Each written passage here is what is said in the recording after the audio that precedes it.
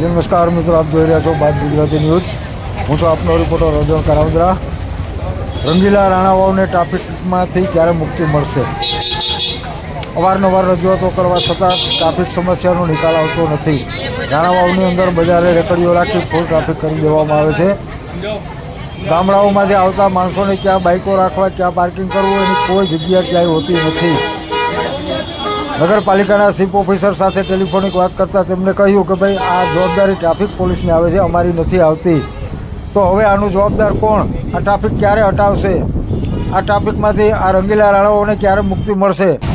તમામ જ્ઞાતિઓ ભાઈચારાના વાતાવરણને ઉદાહરણ સાથે રાણાઓ મારીએ છે, ત્યારે રાણાઓના એસટી બસ ઉપર ટ્રાવેલ્સનો જમાવડો, ખાનગી ટ્રાવેલ્સનો અને ઓફિસોએ પણ ઓફિસોની બારોબાર 3-3 ફૂટના બોર્ડ મારેલા છે।